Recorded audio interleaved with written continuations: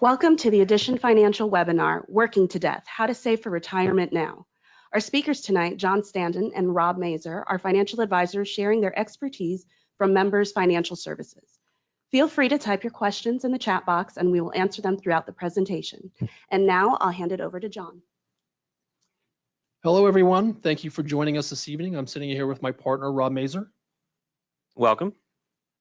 We were looking forward to this for a long time, obviously.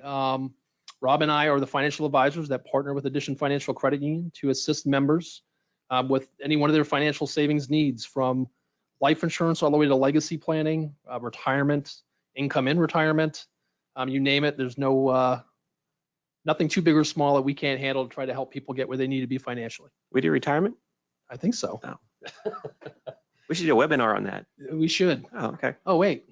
So going forward, what we're trying to do here is really tackle some questions you may have about it. When to start, how much to save, where do I put my money, how do I invest my money, so many different things. Rob? Yeah, and I think really the biggest question that we always kind of get asked is, what's the best time to start, or what should I wait to do until I start? And of course, I think both of our answers to that always is now. Exactly. Definitely now. So we figured we'd sort of get a touch base on the budgeting aspect of it, because bottom line, people don't plan to fail, they fail to plan. So the big thing, you want to have a plan together, and when you're doing a plan, it's like anything else. It's a see it, say it, write it. If it's not down on paper, it's not real. So the first thing you want to do is really get down with what your budget needs are, because how can you save without knowing what your budget is and what you're going to spend monthly? Yes, the B word, the dreaded B word that none of us like, but we all need to do. And it is so important, because you don't necessarily want to start into a plan and then have to backtrack and go back again and stop doing something. Not that it really has a big ramification to you, but I think it's more from a psychological standpoint at that time, that when you stop it, you feel like it's something hasn't gone right. No, exactly. So this is sort of stepping up, sort of budgeting 101. Where we're starting, basically you're revealing the waste of what money you really don't need to spend. There's a difference between needs and wants. We all have them. Believe me, I want them myself. But in the end, you really want to go ahead and obviously look at step 2, directing your priorities. You want to create the new habits, which takes 30 days to form a good or a bad habit, either way you go.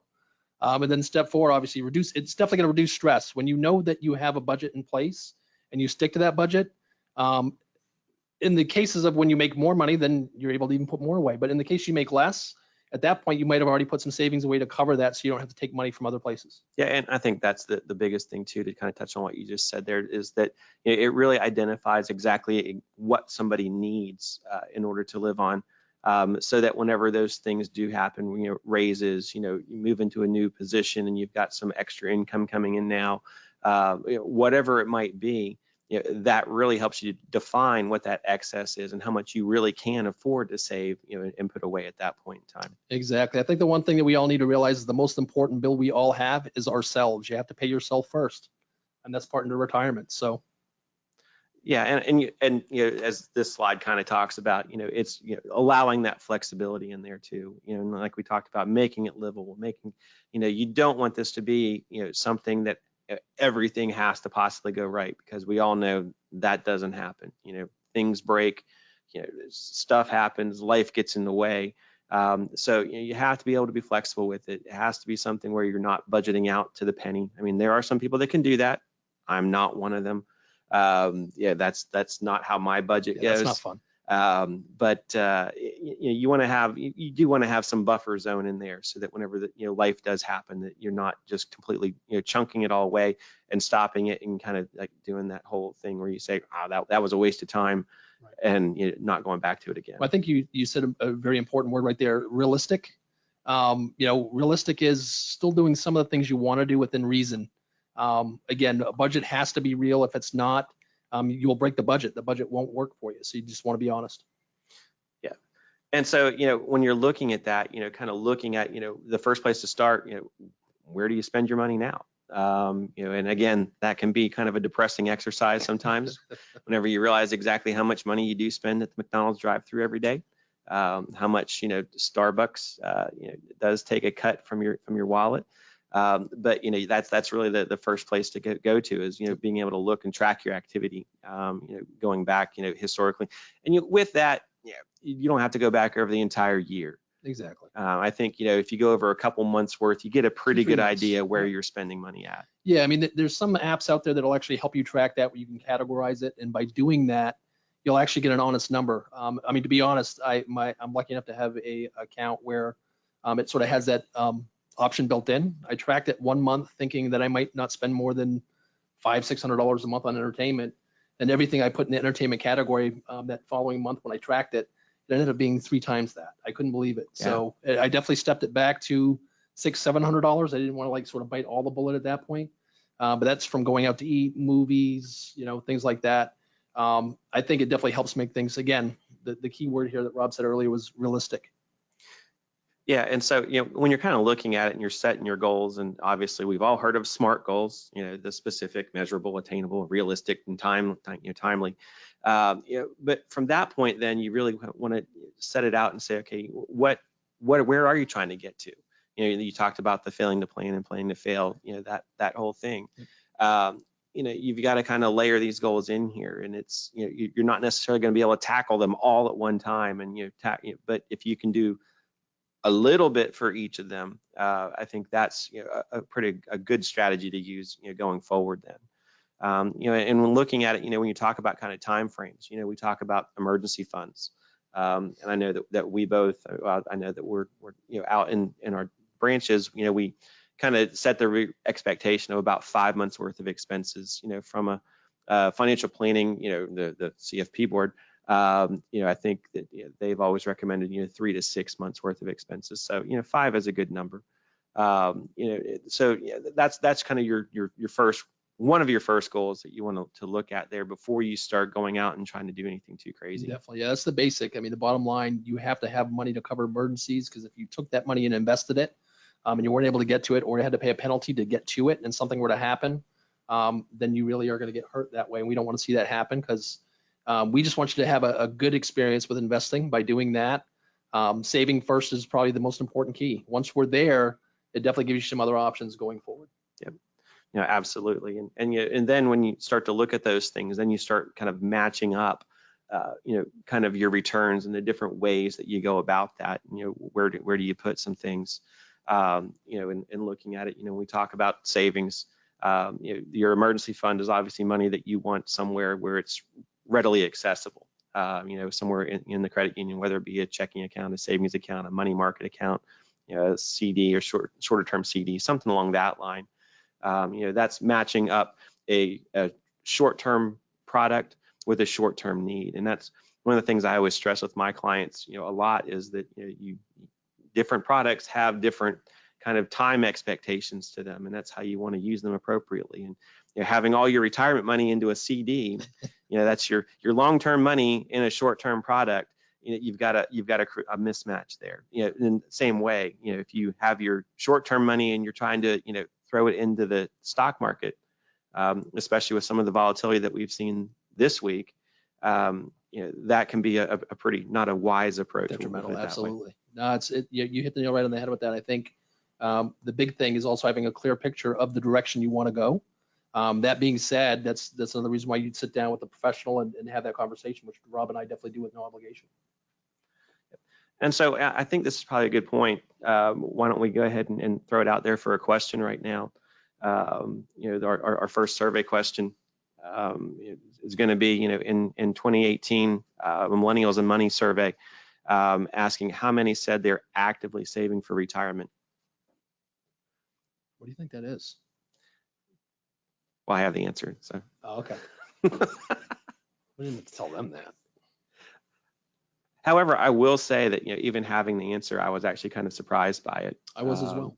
And actually, I was surprised it was actually a little bit higher than what I had expected. Me too, I think.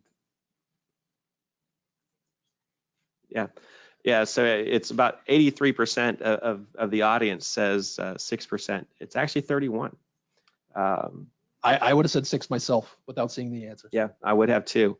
And that goes into it. That generational kind of savings patterns. I think we've seen that bear out a lot more. I know as far as, the members that I see that come through, there's been some very impressive ones in that age range that really kind of have their things straight. Well, they say that your savings habits or investment habits usually come either from your parents or your grandparents as far as influence. So that being said, that, looking at that answer, it's a little scary. Again, it's like being that person afraid to ask the question to the teacher in college because you don't want to look silly in front of your friends because you don't understand the concept. But in the end, by asking that questions, not only are you going to clarify it for yourself or get the answer that would help you succeed, but you're also going to help out 6 other people that were afraid to ask that same question. So yeah. And so to kind of then tie into this, as we're talking about, kind of the millennial, the what is it, Gen Z or Gen Y or whatever. I don't know what gen we're on, but it's down there. I'm Gen X, so I'm smack dab in the middle of everything. I don't think it's alphabets anymore. We're gone on to something else. But this is, and I love this this example. This is one that I think I actually referenced in the podcast. Yep. Going back through it, and in this example, we've got Ben who invests $2,000 a year every year from age 19 to age 26, and then stops. And in both these cases, they're both assuming a 12% rate of return here. And then we have Arthur, which I think is probably the much more typical kind of example. Arthur starts at age 27, invests every year at $2,000 a year, every year after that through age 65. So kind of that retirement age. And the answer really is kind of shocking in terms of what the result is. Now, again, it's just one of those things that shows that starting early and compounding returns and interest of what it can really do to a portfolio. Yeah. And so, if we kind of see what it looks like here graphically. So, old Ben there, we've got what, 1, 2, 3, 4, what is it? 10 years, is that right? If my public school education is correct. So, $20,000 invested from Ben's standpoint, and Arthur is putting in a lot more than that. Looking at what the returns look like then, so I'm sorry, it's actually $16,000. I can't count. So 8 years. Whoopsie. So thinking about what that money grows to, and this is, the old Ben Franklin, the 8th wonder of the world is compound interest, is, at age 65, Ben has, almost $2.3 million from that original $16,000 investment. Whereas Arthur, after having invested for 39 years, so putting almost $80,000 of principal in there, almost 4 times as much out of pocket as what Ben did, has $1.5 million, almost $1.3 million left. Or, I'm sorry, I really can't do math today, can I? No, wait, $800,000 left. Well, it's funny because if you look at this, I think that answer on the first one's going to go from 31% to 52%. So. Yeah, and I think we have a question about where you can get a 12% rate of return. Call John or I. No. Yeah, we have some places for that. No, 12%. It's really kind of more a hypothetical, obviously. Whenever we set return expectations with clients. Well, give you an idea. If you were to look at the whole life of the Dow, the stock market itself, on average returns 11.5% a year. So that's if you're in the stock market all the way. Right. So that being said, there you go with your 12%. But hey, I like it too. The unicorn is nice. I know. Yeah, this is like I said, it's definitely a hypothetical. Yes. So kind of moving on. So after we've kind of talked about now, starting early and getting that budget down and kind of really kind of defining exactly what we've got to work with here. Now we're looking. We dug kind of into our budget and looked at it a little bit. We look at in steps 2 and 3, determining your income. Obviously, look at what you regularly bring home. You don't want to include if you got a bonus in there. Now, obviously, if you get an annual bonus that's pretty dependable, you can kind of budget around that. But if you're somebody who works on commission or something along that line, you want to use a much more conservative estimate there. Well, the bonus, if you're really planning for your future, should go to your savings and then investments. Yeah, and that's a good way to jumpstart it too. I mean, Absolutely. Really, if you think about it. It just gives you another option because obviously most employers will offer the retirement plans internally and having another place to go with those funds is always good. Yeah. You know, and then when we talk about, you know, kind of determining your expenses, you're fixed, you're flexible, you're discretionary. Yep. Obviously, you're fixed. Or things like your rent, you know, your mortgage payments, your car payments, things like that. Your flexible ones are things that you have to have, but the amount might not always be the same. You know, Right. your utility bills, you know, things like that.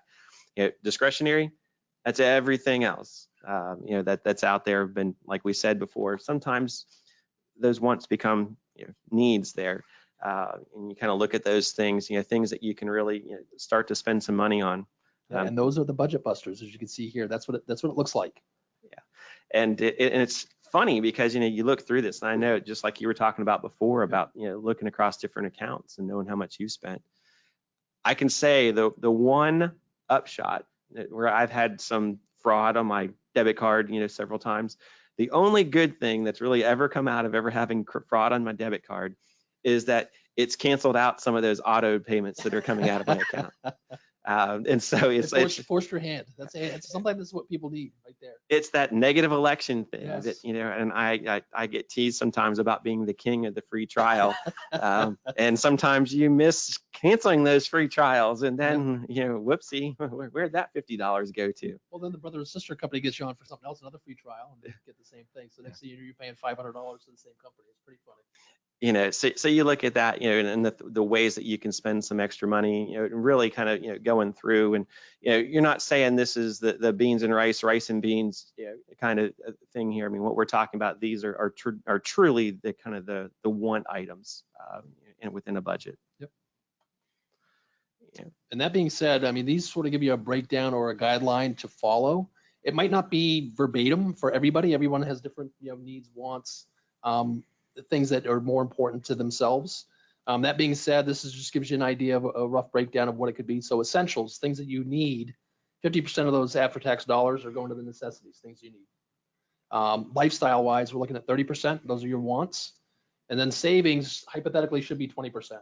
Yeah. My grandfather always told me it was 10. The tithing, you pay yourself like you pay God. But hey, you know, it's one of those things where every person sort of has to be their own keeper. Yeah, and that 20 in there too, that does include some debt repayments. Yep. So that's, again, not being unrealistic that, you know, there's gonna be things like student loans, you know, the quote unquote kind of good kind of debts that are out there sometimes for people, that, you know, you have to get those things repaid. Not that they're not essential, because, you know, the student loan, you know, it's the only type of loan out there that's not dischargeable in bankruptcy, or one of the few, should say it's not dischargeable in bankruptcy. You know, you can't get rid of it. Only way to really get rid of it and not pay it is to die. So those things are a till death do us part, you know, type of a thing there. But you know, you're looking at savings and debt repayment, you know, that 20%, you know, kind of gives you a little bit of wiggle room within there.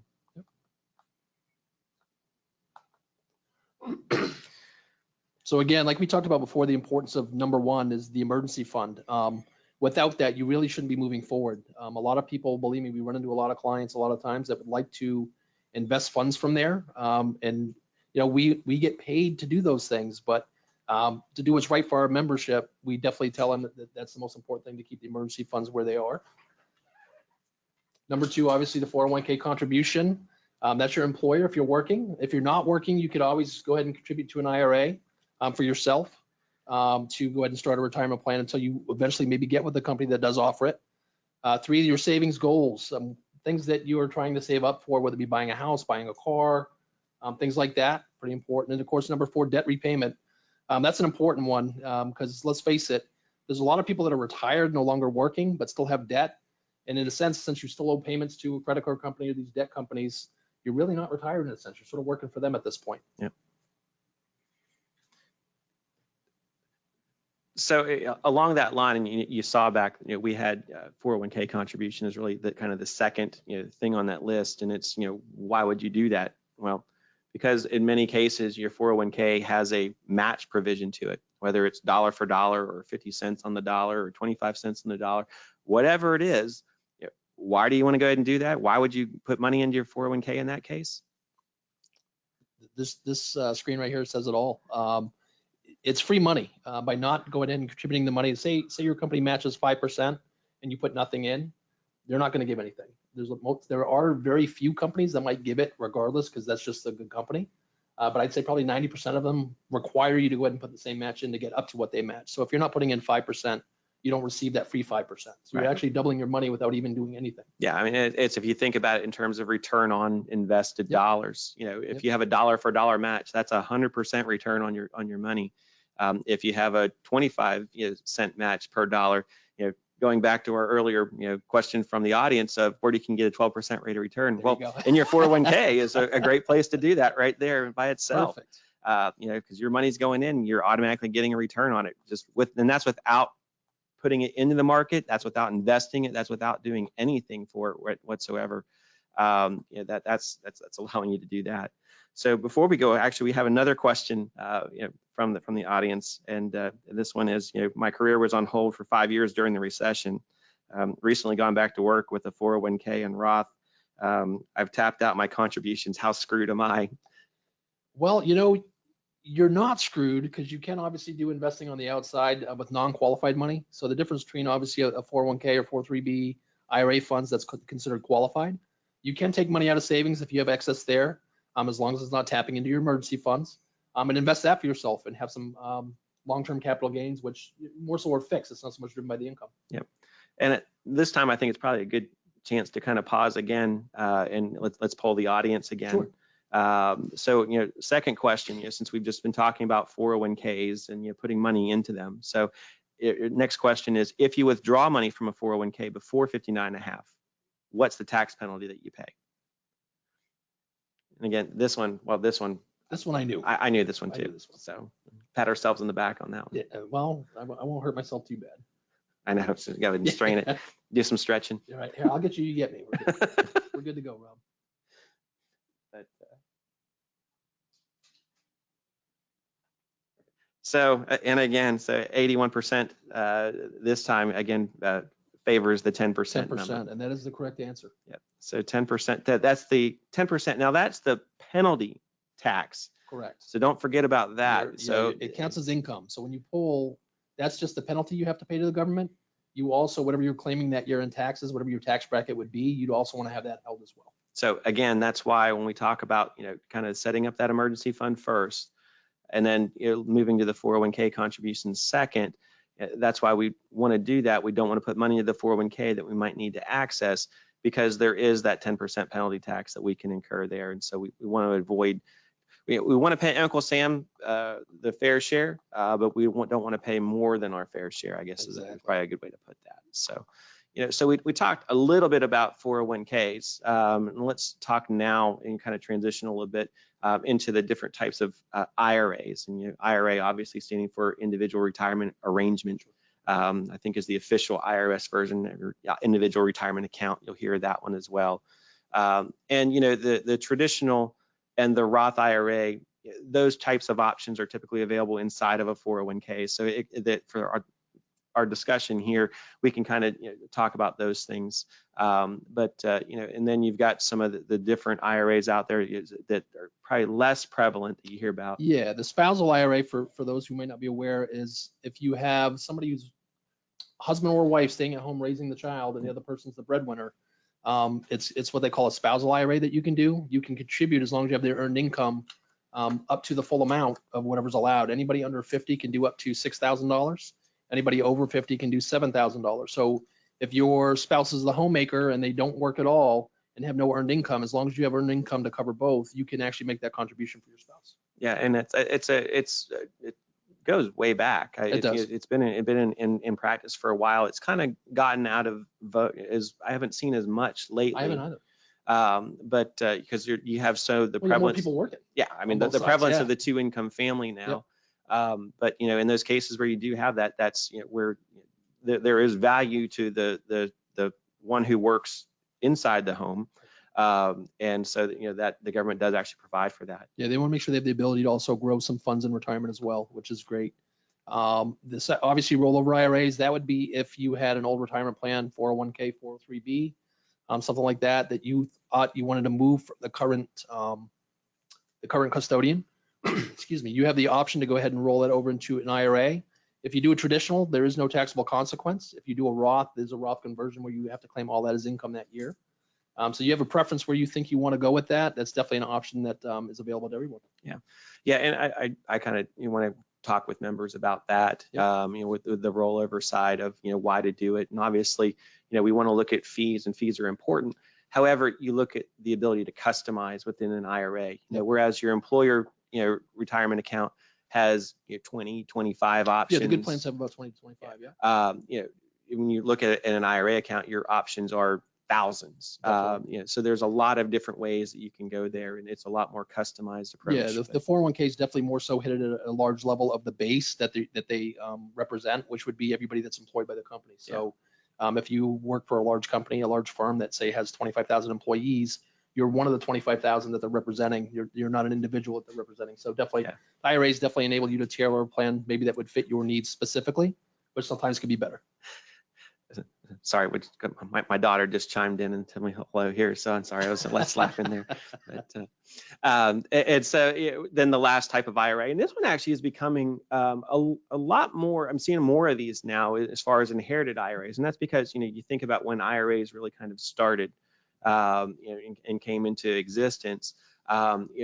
Now you're starting to see more balances that are being passed on to from not just husband and wife, obviously, because that usually don't have that case, but from the second of mom and dad, whenever they pass away, they're passing on IRAs now to the kids and grandkids. So we're seeing a lot more in the inherited space there. No, definitely.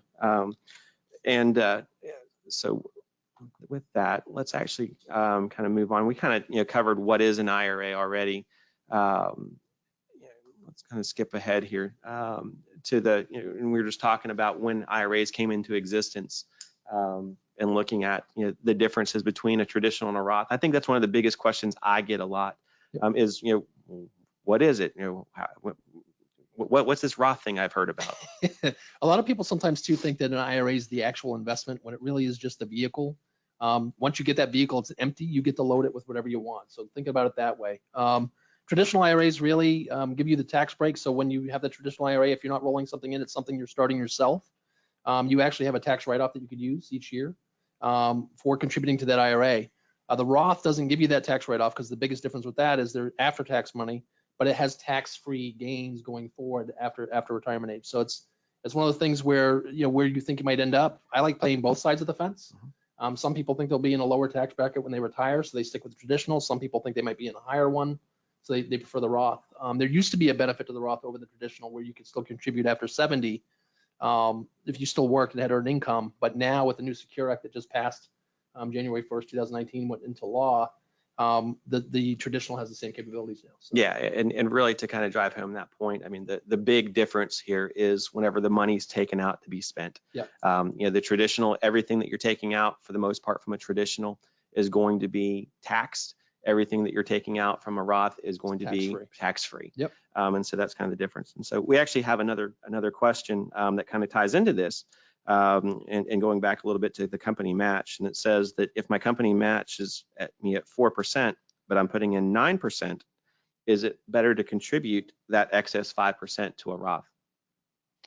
Again, it's per case study. If you think that, I would say yes. For myself, I would do it. I think a Roth is a really good play on what you already have with the traditional. You could always max out your contribution, and when you do that, it's not like you could do max out both. You can only have the option to max out the one, and I think it's $19,500 a year or 25% of income, whatever's less. Right. That being said, if you're over 50, you can actually make catch-up contributions of additional $6,500. That'd be $27,000, right? $26,000, right? That being said, going forward with that, I think a Roth is a good play, just to play both sides of the fence. Yeah, and I will say too, another thing that I kind of coach with my clients on is, if you put your money in as a Roth, and usually typically the employer match comes in as pre-tax or as traditional, that's kind of a way right there in and of itself to get kind of the best of both worlds. Absolutely. Because employers, when you're there, they're just matching on your contribution. Doesn't matter if you're putting it in pre-tax or Roth. So, like I said, going back earlier, to reiterate, make sure you max out that match. But like I said, even in most cases, I would say put your money in as Roth, let their money come in as pre-tax. I agree. And that's a good way to kind of get an instant of, instantly have a little bit of both there and play both sides of that fence. So kind of moving on. Yeah, that was a great question. I like that one. Looking at, and so this slide actually is a little dated. But fortunately, the numbers are still the same. We don't have the 2020 limit on there. The 2020 limit is the same as the 2019 limit. And I think you touched on that earlier, John. Yep. If you're under 50, you can put $6,000 into a IRA. You can make an additional $1,000 catch-up contribution if you're over 50. And keeping in mind that that's $6,000 or $7,000 combined. So you can't do $6,000 to a traditional and $6,000 to a Roth. Come on, Rob. Yes, I know. There he goes, giving the bad news again. Well, you can do it until the government catches That's up with true. you. But it's not a sound strategy to recommend there. No, probably not. I don't think we'd be keeping our job too long. Yeah. So when we're kind of looking at it, in talking about traditional IRAs, and you're delving a little bit more into that. And another thing that compliance has to update us on our slides here is that second point there, the under 70 and a half. And I think you touched on that before, John. Yeah, there is no age limit anymore on that. Like I said, the Secure Act was just passed into law beginning of this year, which allows you to make contributions as long as you have earned income to a traditional or a Roth at this point. It used to only be a Roth, but now it's a traditional as well. They've also increased, we'll probably touch base on another slide, but the required minimum distribution used to be 70 and a half as well. They've now stretched that up to 72. Yep, perfect. And kind of looking at then, what is earned income? We talked about that. You talked about that before when we talk about the limits and the limitations on things. And your earned income is basically anything I usually describe as anything earned from work. Yep. The one really kind of exception to that being alimony, and even that's one. I would say we need to sit down and talk to somebody before we get into that, because with alimony having changed, there's a lot of outlines on that, because alimony sometimes isn't forever, it's for a set term, and right. That will have an effect on going forward with the plan. Well, in the taxation of it changed too. So Yep. yeah, that's one we have to be very careful about. But things that don't count as earned income are things that when you get income where you haven't really had to work, or you're not doing work for it at this point in time. If you have pensions or dividends or interest or investment income, unemployment doesn't count. Obviously child support, that doesn't count as earned income. If it's not taxed, or if it's taxed at a preferential rate, I guess is a good way to put it, usually doesn't count as earned income for purposes of making contributions to retirement plans. Actually, we have a couple questions here that have come in. So we have one, I'm 62, I have a 401k. At what age is it worth opening a Roth? Wow. Well, if you're still working, I'd say maybe start now. No better time than the present, since you already have the other bases covered probably up to that age. But that being said, again, it totally depends on how you feel about it yourself. I think getting the information on what it is and how it would benefit you would be the first step that you'd want to do. Yeah, I don't think that there's ever a bad time Absolutely. to do it. I mean, I think that, obviously recognizing that, 62, depending on how many more years of work you have, you may not have as big a balance in that as you would on the pre-tax side, but still having options is always a good thing. Definitely. And another question we have is an IRA, would it be separate from a 403B? Yes, an IRA is definitely separate from a 403B. 403B is similar to what a 401k is or a 457B, depending on what companies or style you work for, whether it be state, governmental, things like that. So the IRA really is something you'd open up separate from that. Or if you retired and no longer an active employee, you have the opportunity to do a direct rollover into an IRA, and at that point could become an IRA. Yep. Another question we have, do we offer self-employed retirement accounts? We absolutely do. Yes. That is an option I think is a lot of people miss out on. I do have a lot of self-employed individuals that don't realize there's something more than just IRA contributions. You can actually start your own retirement plan, even if you only have 2 employees, to be able to go ahead and put more of a max benefit to yourself. That's the whole point of it. That's you as the owner of the company, you're allowing your employees not only to save for retirement, but now you've opened up the door to where you can put more money away as well. Yeah, I mean, you can do it on a pretty cost-favored basis. Absolutely. I mean, through what's called a SEP IRA or Yep. a simplified employee pension IRA.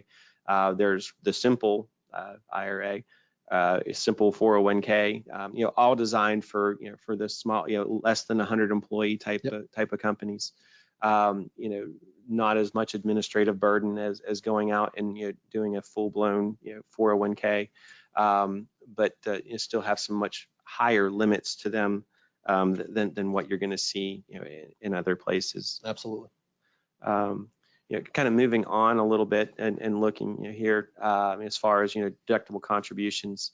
We talked about, obviously it depends on three things: your filing status, if you're participating, excuse me, in an employer plan, and your modified adjusted gross income or adjusted gross income. And kind of looking at it, and I think if we kind of move on to the next slide here. And this is really kind of talking about, that what's the difference between doing a traditional versus doing a Roth, and what, from a tax standpoint, right, what the benefit is. And there's a lot of studies on this, and I don't know what your thoughts are, John. We can kind of talk about it, but many of the studies that you see that talk about comparing a traditional versus the Roth always assume that the participant takes and reinvests that tax savings. How many people in your career have you had that actually do that? Unfortunately, you think about this. If I don't carry cash too often, but when I do, I can't keep track of where it goes. That's why I don't carry cash often anymore. So I think it's one of those things where if you leave the money in the pocket, it usually gets spent. Unless, again, you have that plan and you really do have a budget in force, and that money does go into savings, or money does go someplace where it could actually do better for yourself. But yeah, usually if you don't put it into something, it's you usually lose it. It's usually not put into savings. Yeah, which is why, I think for most cases, when we're talking about kind of contributory IRAs, which is why we tend to favor the Roth IRA, for making that recommendation. And looking at this slide, and again, this slide, obviously we talked about the income limitations, the same as before. You have to have earned income. And yes, if you still work, you can continue to make contributions to this. And like John, to allude back to your point, it's the same for both of them now. Yep. So go ahead and moving on to the next. And so actually we have a question here from the floor again. It's, can I max out the Roth and contribute to an employer 401k? Absolutely. You can. However, keep in mind that there is some income limitations on having a Roth on the IRA. Roth side, yeah. So this slide right here definitely represents that aspect of it. You are put into where if you make too much money, they're not going to let you put that extra away, because obviously it's one of the things where money sort of has to stay in motion as well. And they want to make sure everybody sort of has that fair opportunity to be able to earn and save for retirement. Yeah. So these sort of break down the levels here. In single active, you can see anybody who makes more than 137,000 cannot contribute. Right. Between 122, 137, again, partial contributions, and a full contribution, which is the numbers we had given you, the 6,000 or 7,000, depending under or over 50, would be less than 122,000 as a single individual. Yeah, and looking at a married couple, if as a couple, if you're below $193,000, you still qualify for a Roth IRA. Yep. Now, this is for a Roth IRA, not the Roth 401k or Roth 403b, if that option is available. Exactly. And so that's why, again, we kind of definitely steer towards, looking at within that plan, both from administrative simplicity, but then also from the deductibility, not deductibility, but the contributory standpoint. Absolutely. The Roth 401k sometimes has a little bit more of an advantage there for most people. At that, I have another question from the floor. It's asking, is there a minimum deposit to open an IRA? There is not. No, I mean, not really. I mean, you have some, abilities out there that you can do, if you can make $25, $50 a month. Yeah, the initial part, you can do it where it's a sort of pre-deductibles, where you're just taking it out yourself or having it come out automatically, ACH into an IRA account, whether it be $5 a week or whatever it might be, as long as you don't go over the limits. Yeah, I mean, we have the limitation on the upside, but yeah, there's really no limitation on the downside there. And to tie into that, we have another question that, can you invest less than $1,000 to start? You can. Yeah, I mean, absolutely. It's again, it's that going back to that, there's never a bad time to start all this. Now, yeah, might you be limited in terms of some of your options less than $1,000? Yes. Would you want to steer towards something that's probably going to give you some more diversification, like a mutual fund or an exchange traded fund or something like that? Yes. Well, I think the one thing you sort of have to ask yourself too is be realistic. If you're expecting that $1,000 to be $10,000 in a couple of years, it doesn't quite work that way. Investment wise, we're a pretty conservative firm ourselves, because credit unions are obviously conservative. So you have to sort of be realistic with that too. What type of return you get is sort of how much risk you're comfortable taking. And again, keep in mind with investing, in most cases, there's no guarantees. So we have another question. This one's actually kind of a fun one. Two-parter. So is a cash inheritance taxable? And am I able to put all of this into some form of retirement account? If the cash inheritance is coming from life insurance, no, it's not taxable. Life insurance is tax-free. If the inheritance is coming from monies that are coming from the sale of a home, if it's coming from an IRA, inherited IRA that way, something like that, then yes, there's definitely some tax. Yeah, an inherited IRA, yeah, there's going to be some tax consequences there. Money coming, however, if it's, say, if mom owned 10,000 shares of IBM, and after it passes to you, in that case, any gain that mom had up until that point would not be taxed. Exactly. If it passed to you at death. So I think they figured based off the value of death. Yes, there's the date of death there that you Yep. get what's called a step up in cost basis. So in a lot of cases, no, that it's not going to be taxable. Not all the time. Yeah. Then as far as being able to use those to fund some form of retirement account, Yes. absolutely. So here's another question from the floor. Is 18 the earliest age that you can start contributing to an IRA? No, earned income that you're making at age 16 or up, I believe you can contribute to an IRA. Yeah, it's really, I think, as long as you have earned income Okay. at this point in time, keeping in mind that most, my kids didn't start working and earning income before they were 16. So, well, you don't want them filing taxes at 14, so just be careful. That's right. Those tax returns are always fun to get back. For the most part, I mean, you can start well before 18 at that point. In fact, again, going way back to the beginning, what we were talking about, the earlier you start, the better off you're going to be in the whole thing. So that being said, so we've talked a lot about contributing and getting money into the IRA and funding these retirement plans. Well, let's talk about the fun part. And honestly, I think that we kind of have this similar experience. It's getting people to shift from the accumulation mindset to the distribution mindset is probably one of the toughest challenges that we face. Absolutely. You get into that savings mind, and that's not a bad place to be. No. But what we're talking about here is this is where you actually get to start enjoying, the fruits of your labor for all those years, and really being able to take that and spend it. The sad part about it, I think probably 50 to 60% of the people that do retire are forced to retire, and then that's when they realize they can retire or it's okay. A lot of times when we sit with people, that's the question they ask: can I retire? And after looking over assets, in a lot of cases we'll say yes, but yet we still have clients that will stick on until either they'll let go or they might go another 3-4 years themselves and then step down. It's pretty wild to watch. Yeah, it is. And the nature of retirement has changed a good bit too. And I think we talked about this in the podcast I know that I think we both have pretty similar mindsets in terms of what retirement's going to look like. And I was actually just speaking with a member today about this, that the concept of working until 65, informing your employer, hey, that's it for me. I put my however many years in. They have a party for you. They give you a gold watch. Yep.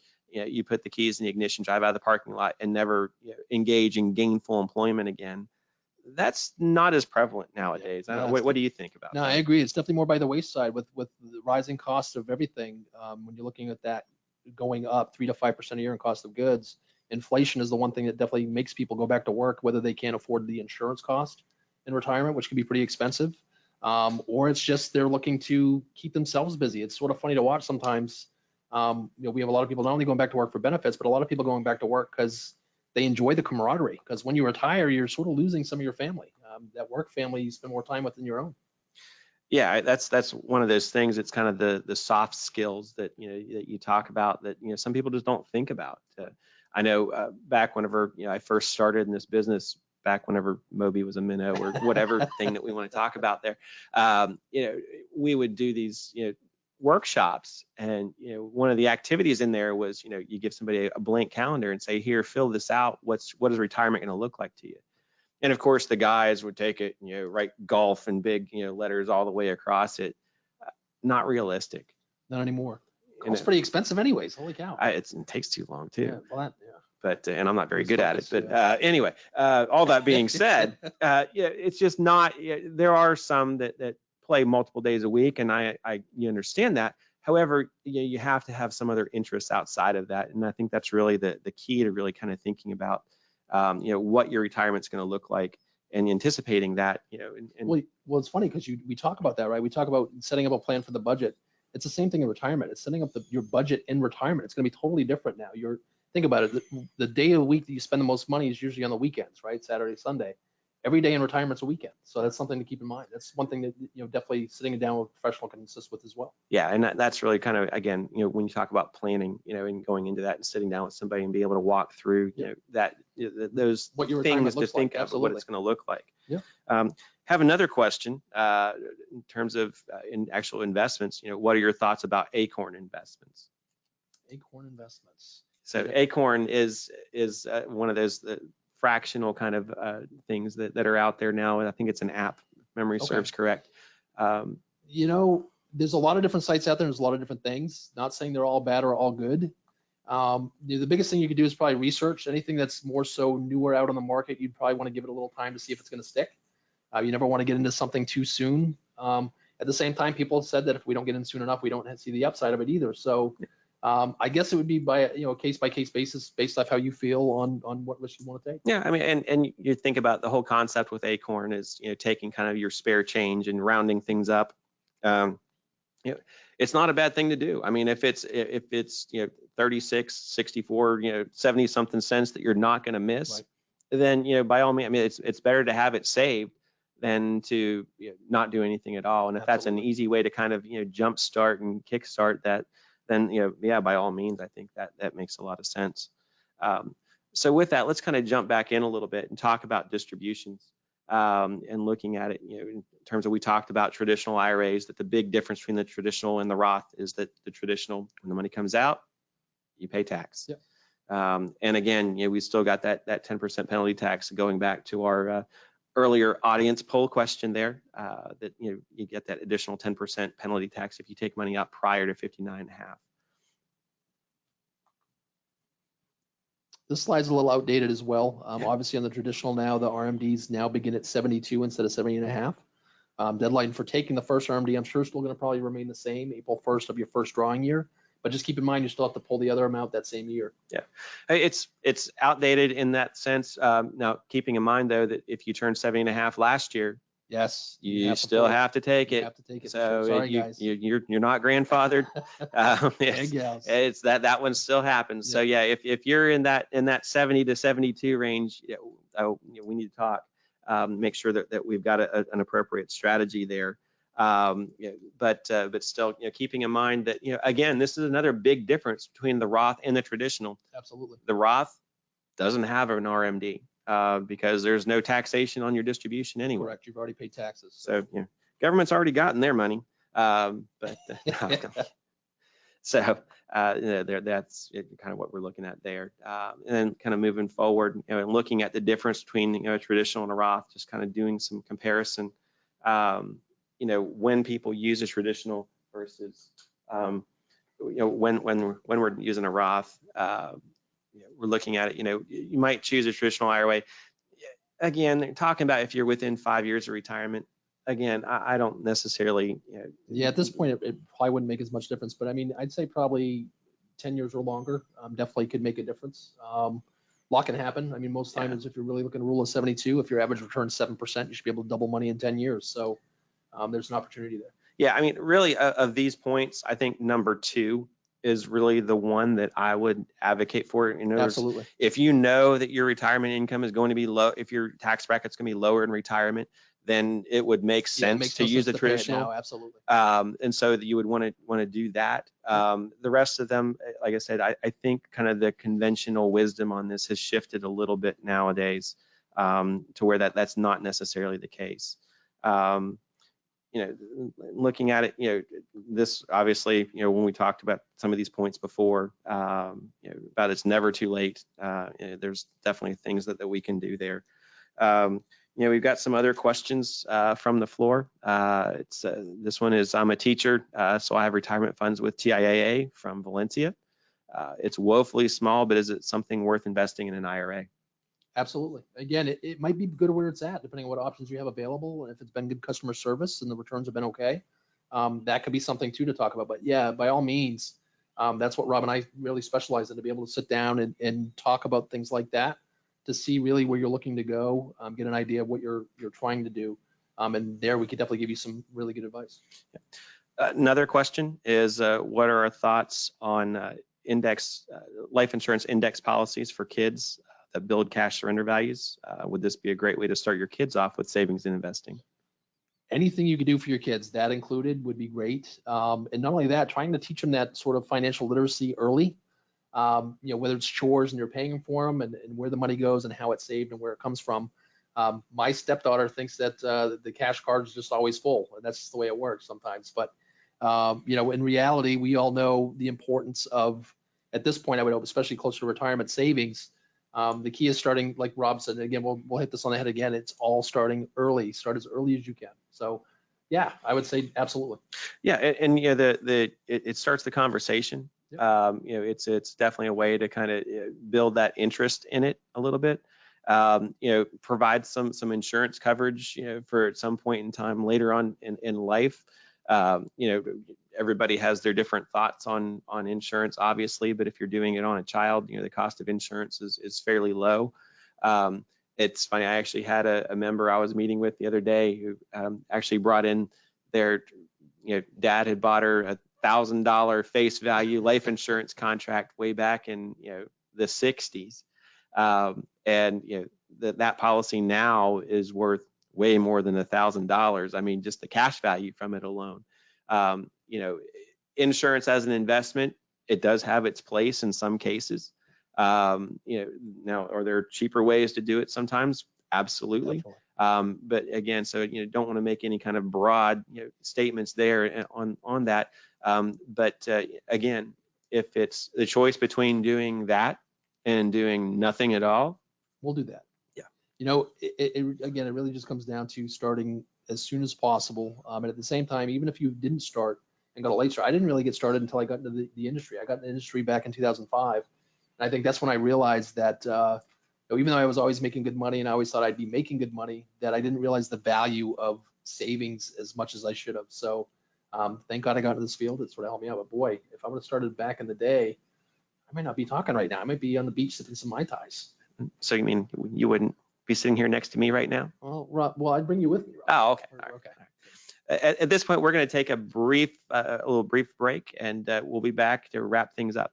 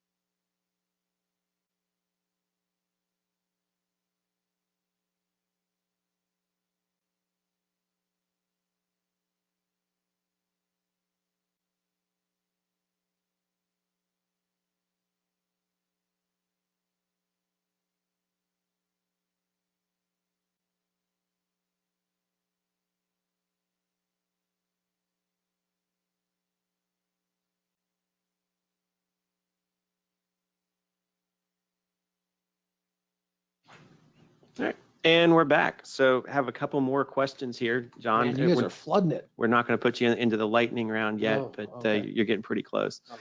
All right, so we have one question from the floor again. We talked earlier about the $19,500 limit. Is that limit, is that in aggregate with the IRA limits, or is that separate from? That's separate from. So the 19,500 for anybody under 50, that's the max contribution you can make to an employer's plan. If you're over the age of 50, you can do an additional $6,500 to bring it to $26,000 total per year. So what that really ends up being is the government will allow them to pull up to 25% of your pay, or if you're, again, over 50, $26,000, whatever's less.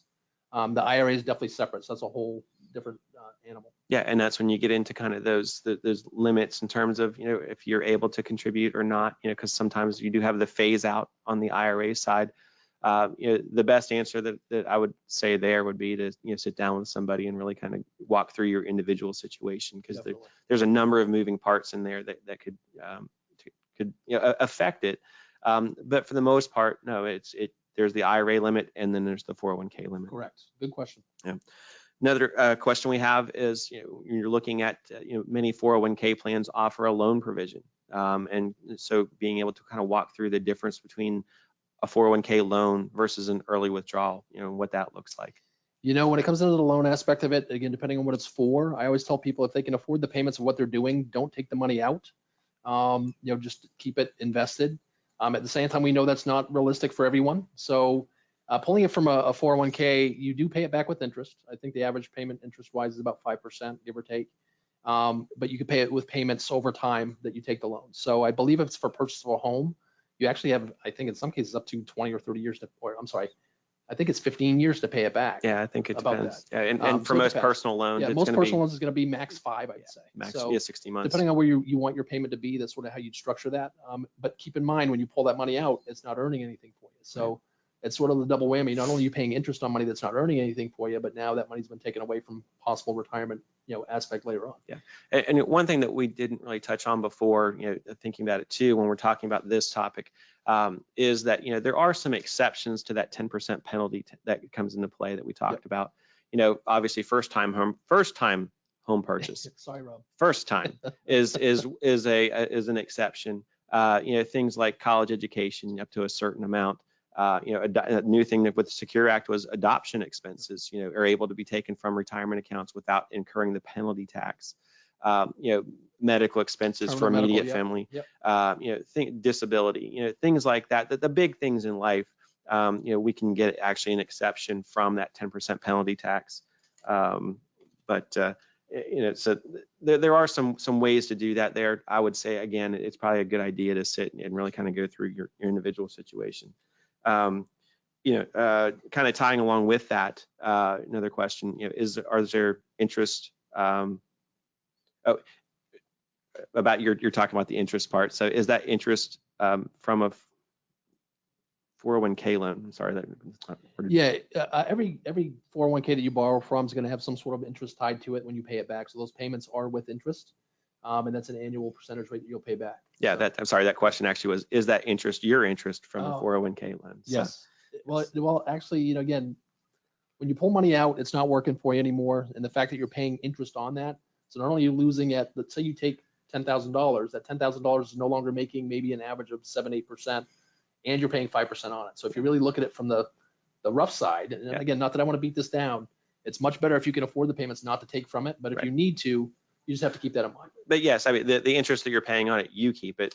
Somebody else isn't keeping it. No, absolutely. But it's basically, it goes back. You're shifting your money from your after-tax paycheck back into your 401k to pay back a loan there. So it technically is your money still, but it was your money to begin with. Correct. So we need to be careful about that.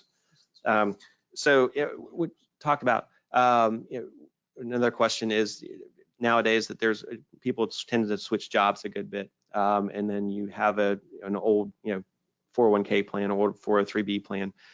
Any tips that we have in terms of rollovers and what to do with those? Well, obviously a rollover is an option. Rolling over to the new employer plan is an option as well. I think what happens, I've had it sort of double-sided, 6 in one hand, half dozen in the other, where people don't mind having 5 different accounts out there because not all employers will make you take it. And if you're happy with the service and happy with the returns, then I suppose it's not an issue. But I think in the convenience standpoint and time standpoint, which is the most valuable thing we have, I think consolidating things into 1 or 2 plans is probably the better way to go. Yeah. No, and I agree. And again, you've heard me reference administrative simplicity. It's one of those that I do believe in it a good bit, because you get the kind of the one joke of, yeah, I'm diversified. I've got money with 3 different people. Well, you might have it with 3 different people, but if you gave 3 different people the same kind of answers, you're probably going to have 3 allocations almost the same. You really haven't diversified anything at that point in time. The funniest thing I ever heard about that when it comes to diversification, a lot of people say, well, you don't want to put all your eggs in one basket. Well, I agree. You definitely do not want to have all your eggs in one basket. But I'm pretty sure you want all your chickens on the same farm. So now we went to the agriculture route, so this is good. Another question we have: any thoughts on stash? And actually, I think I'm probably more familiar with this one than you are. But no, it's another one of those apps, another one of ways of getting that saving habit built up. I think they even have the debit card that gives you stock back or something along that line. Again, not a bad approach. Now, is it the end all be all that you want all your money in stash? Probably not. But I don't think it was really ever kind of intended for that. I think you can get started with as little as $5 within there. So kind of going back again to one of those earlier questions of is there a minimum? No, I mean, look, you've got this option right there that you can do for $5. That's not a bad way to get that habit going. Yeah, I think the only bad thing is if you don't do anything. That's pretty much what I think what we've come to today. I think we've said that a time or two. Yeah, I'd have to say. Any thoughts on annuities? It's funny because I know when I first got in this industry, I had to watch some footage of somebody who can't stand annuities. I don't know if anybody's ever heard of Susie Orman. So if you're a Susie Orman fan, I mean, that annuities are bad. They will do damage. Nobody likes them, and they're just awful. I'm going to say I'd have to agree with her for some people, but for some people, I'd have to say absolutely not. They definitely could fit, whatever their plan might be. I think when you're looking to put a puzzle together, sometimes you need different pieces. And the older we get, when we get closer to retirement, you think about starting a jigsaw puzzle. Sometimes a piece will fit in a spot where it shouldn't fit. And when you get closer to the end of the puzzle, you realize that piece needs to be moved. When you get to the end of that puzzle, you need specific pieces. So annuities are bad and annuities are good. I guess that would be my answer. It just really depends on what you're trying to do. I'd say the bad annuities are the ones that are sold for the wrong reasons, or people don't have the time. People didn't realize what the fee structure was, things like that. Annuities are good when they're sold properly and explained properly to where you can sort of understand it the way we do. Yeah, it's one of those. I think that you can almost do that with any investment product out there. That if you start, if all you have is a hammer, then everything looks like a nail. So you can misuse anything, any product, and the annuity side. Yeah, there's a lot of talk around the fees. However, it's also explaining what those fees are going toward, and if those fees make sense, then that's one thing. Well, not all annuities have fees either. And the thing you have to keep in mind, I know I've seen plenty of studies on this, is that in retirement, if you have 25% of your assets, I think in a plan of retirement that's on the conservative side, if you're too conservative, you're not going to get to the full retirement goal or getting enough income in retirement. I think by having 25% of your assets into annuities, it actually steps you up to 67% of chances of hitting your goal. If you have 50% of your assets into annuities, it can actually trigger you to get up to about 87% of goals. So they are a huge part in some places of keeping money safer, but at the same time still giving you opportunity for growth. Yeah, and like you said, I think it depends on the individual situation. It is an individual situation, definitely. So yes, in some cases, like you said, they're bad. In some cases, they don't fit. In some cases, they work very well. Yep. So it just depends on the individual. So with that being said, got one question. How do you figure out how much money you need to retire if you have 20 more years before you're going to retire? How do you want to live in retirement? We know that inflation is 3 to 5% a year, so cost of goods are going to go up. So if you're 20 years away, I'm sorry to say that you're looking at roughly that increase with the cost of living going up. That being said, there's plenty of people that, I have a client I met with today that they live very frugally. They spend $800 a month on all their bills, all their debts paid off, and they have a couple $1 million. Somebody like that, they're never going to go out of their money. They're never going to run out unless they have an extreme terminal illness health case where they're stretched out over years. But that being said, it really is how you want to live in retirement. Keep in mind, this is when we talked about budgeting at the beginning and being realistic. I'd say you have to be realistic in retirement too. If you really want to travel the world, then you have to make that as part of your plan going forward for the next 20 years to save for that. Yeah, and I think that the biggest thing to really keep in mind there too is putting that plan down either on paper or in some format where you've actually put some thought into what are these goals, what and I know that's what one of the tools that I use a lot. It allows us to really kind of go around with retirement being very central to that kind of the retirement need, but then we can model for things like I want travel or buying a vacation home or buying a new car, or we can model all those things in there. It just depends on, we have to have the data to be able to do that, and the thought that's gone in behind that as well too. Well, it's like on the podcast too, Rob talked about the retirement stool, having the 3 or 4 legs to the stool. Social Security, pensions are 1 or 2 legs. Then we look at retirement. I mean, retirement's a huge piece. I want to say it covers about 40-50% of what you're going to need in retirement. So back in the day, like Rob said, back in the day when they gave you the gold watch and the pensions and you never had to worry about working another day, you were good. Today's day and age is a little bit different. So yeah. And so the last question from the floor, and of course I have to I set this one up, I held this one back, so I'll own up to that. But can I stop by Addition Financial to open an IRA or a Roth IRA? You absolutely can. It's always a good place to start is sitting down with one of the MSRs. They're very well versed in what the options are here. If you're just starting out, that's probably the best place you could start. Once you get some funds saved up, or if you have an IRA that already has a balance in it, at that point, and you have your reserves saved, your emergency funds, then it might benefit you to sit down with Rob or I to really talk about what might be out there for you. Yeah, absolutely. And so, yeah, I obviously, like John said, I think, it's, the membership, we believe in education here, in financial education, which is, the reason for, these webinars, for the podcast, for, trying to make a lot of this information be able to cut through some of the clutter, a lot more accessible. I know I met with a member yesterday who has come into some funds and has gotten themselves just totally confused. And she even came in and admitted that I'm just confused. I've talked to so many different people, and you talk to so many different people and you hear so many different answers. And then sometimes you have to really focus on, what's the angle, I guess, of where it's coming from. I joked about the hammer and the nail thing before. And that kind of came from the fact that, if you are going to somebody who all they can sell is one thing, well, guess what? If they can do the best plan in the world for you, but ultimately I can almost guarantee that the solution is going to involve the thing that they can do, which is the nice thing about, within, I think, within addition with the arrangement that we have, is that, we are agnostic to whatever solution it might be. I mean, the end goal that we're really going for here is making sure that our members are taken care of. Yeah, we definitely work for an organization that offers full services, which enables us to go ahead and touch any step that you want to touch. What it really comes down to is what you specifically, we work as fiduciaries.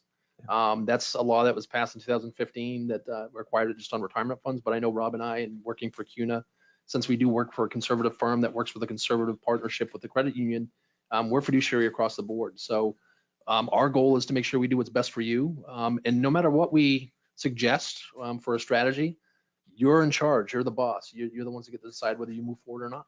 Yeah, and I tell my members that all the time too. It's, my job is not to tell you what to do. Yep. My job is to take kind of what you're telling me and what your goals and aspirations are, put them together kind of into a cohesive plan, and then be able to tell you the what ifs off of that. Okay, well, that's great. Well, if we do that, then it's going to affect you in this way, either positive or negatively. Exactly. And then just making sure that you understand the ramifications for it, looking at it and making sure that every dollar that you're using is working the hardest for you. And if there's a way that we can kind of maximize the value to that dollar that's saved or that dollar that's invested, I mean, obviously we want to do that. Well said. That being said, I think we're out of questions, and I think we're out of time too. I think we actually ran a little over, but apologize for the late. I appreciate that. Thank you, John and Rob. This concludes our presentation tonight. Check your inboxes for an email containing a link to tonight's recording, and thank you all again for joining us.